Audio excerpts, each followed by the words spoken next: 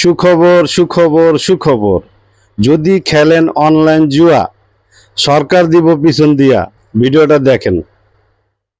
সারা দেশে সরকারিভাবে অনলাইন জুয়ার বিরুদ্ধে কঠোর ব্যবস্থা নেওয়া হয়েছে। জুয়ার কোনো অ্যাপস থাকলে 2 বছরের জেল বা 1 কোটি টাকার মতো জরিমানার ব্যবস্থা করা হয়েছে। 11,000 মোবাইল অ্যাপস বা জুয়ার সাইটকে জব্দ করা হয়েছে। এগুলোর ইনফরমেশন বাংলাদেশ ব্যাংকের মাধ্যমে প্রদান করা হয়েছে। বিকাশে বা নগদে অ্যাড মানি করার ক্ষেত্রে যার নাম্বার এনআইডির সাথে সংযুক্ত থাকতে হবে, অন্যথায় অন্য এনআইডি বা নাম্বারে টাকা প্রদান করা যাবে না। জুয়া বা ফেসবুক বা তারপরে ওয়েবসাইটের যে বিজ্ঞাপন প্রচারণা করে তাদের বিরুদ্ধে কঠোর ব্যবস্থা নেওয়া হয়েছে। আর ধারাবাহিকভাবে জুয়ার এজেন্টকে গ্রেপ্তার করা হয়েছে, তাদেরকে শাস্তির আওতানো হয়েছে।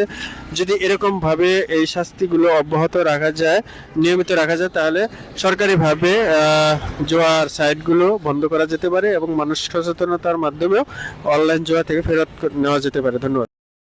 ভাই, দেশ যদি বাঁচাইতে চান তাহলে অনলাইন জুয়া বাদ দেন। অনলাইন জুয়া ডলার, এই ডলারগুলো কিন্তু বিদেশে চলে যায়। আমাদের বাংলাদেশের মানুষ কত কষ্ট করে বিদেশ থেকে ডলার বাংলাদেশে দেয়, দেশ উন্নত হয়। আর আপনারা তো জুয়া খেলেন, মনে করেন যে বিকাশে টাকা ওড়াই, বিকাশে টাকা দেই। আসলে তা না ভাই, এটা কিন্তু ডলারে রূপান্তর হয়। এই ডলার বিদেশে চলে যায়।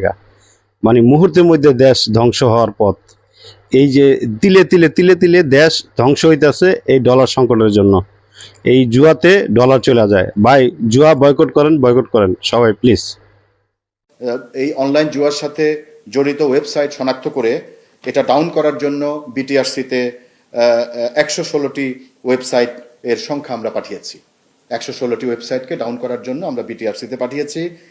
পাশাপাশি অবৈধ লেনদেনের সাথে সংশ্লিষ্ট বিএফআইতে আমরা এমএফএস, যে মোবাইল ফিনান্সিয়াল সার্ভিস, এই সংখ্যা আমরা পাঠিয়েছি 879টি।